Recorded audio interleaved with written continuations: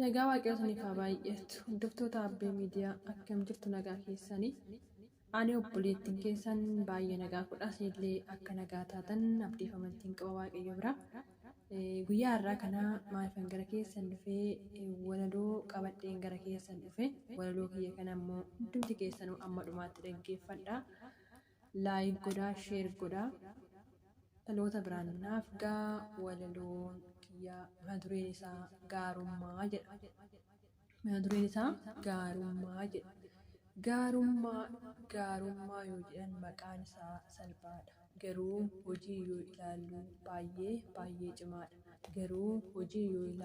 baay'ee cimaadha. Gaarummaan dhugaanii arrabaan dubbii miti. Laphee tolaadhaan aljoomuu akkasumas gaariidha. Kan nyaatu baay'atee filannoo yoo cimsitu nama beela'eefoo muraasa xiqqoon laattu. Akkas yoo hin taane gaarummaan jiraachuu hin jiru. Hiyyeessaaf dureessaa hundinuu walqixa ilaaluu.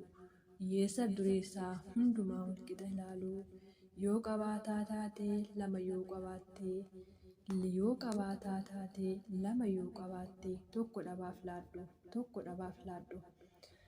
Yoo qabaataa taate lama yoo qabaatte tokko dhabaaf laadhu.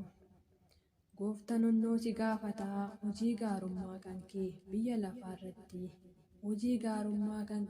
biyya lafaa gubbaatti akkam jettee himtaa ammaa yaadadhu obboleessa kee akkas jedhee si gaafataa gaaffii guddaa si dhiyaassa.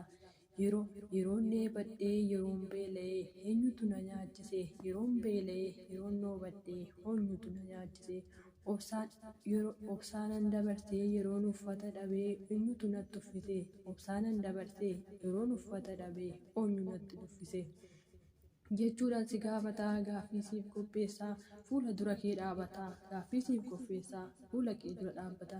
Egaa yaa namoota xiqqaas taanee namoonni guddoonii mee dubbii jedhu wangeela kan bitame oonyu. Kaminni hundi keenya kunoo waan baay'ee ilaallee argine ganne dubbii wangeelaa. Hundi keenya kunoo waan baay'ee hojjannaa addummaa ganneerra waan isaa. Boollatti wal gannaa walawwaalla hiyyeessa gargaaruu tuffannee.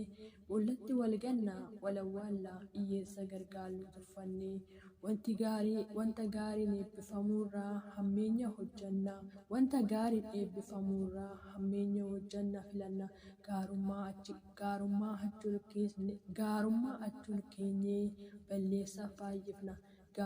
achuun keenyee balleessaaf filanna. Wal jaalachuu dagannee hammeenya lalifna. Wal kabajuu dhiifnee wal sabbisuu baay'ifna.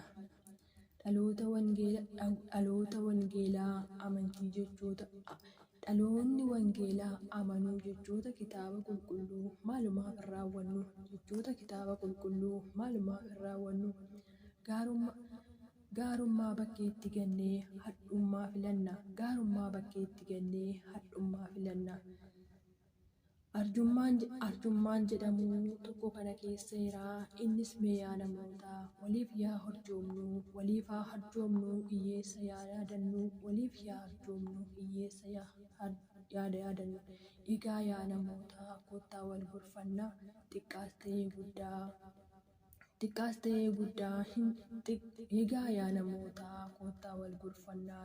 ta'ee guddaa jennee wal dhaggeeffannaa.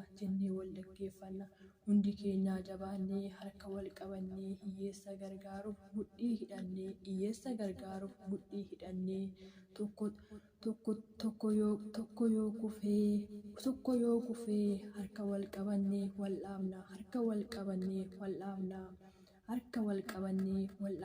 wal jabeessina.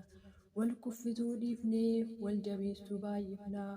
kunoo wal kan kufe kaafnee kan beelee nyaachifna kan kufne kaafnee kan beelee nyaachifna kan cabe wallaannee dhukkubsataa gaafanna kan cabe wallaannee dhukkubsataa gaafanna egaa uumaan keenya egaa uumaa keenyan akkanatti eebbifanna egaa uumaa keenyan akkanatti eebbifamna egaa uumaa keenyan akkanatti eebbifamna kana keessadha gaarummaan inni jiraachuun kana keessadha gaarummaan inni jedhamu kana keessadha gaarummaan inni jedhamu laphee qulqulluudhaanii yoo kana raawwanne dhuguma jabaanne dhuguma jabeessina gaarummaa labsina dhuguma jabeessina gaarummaa labsina eebbifamaa waan dhaggeeffataniif waaqayyo sana eebbisuu waan biraatiin amma walitti deebinutti nagaa naa ta'a.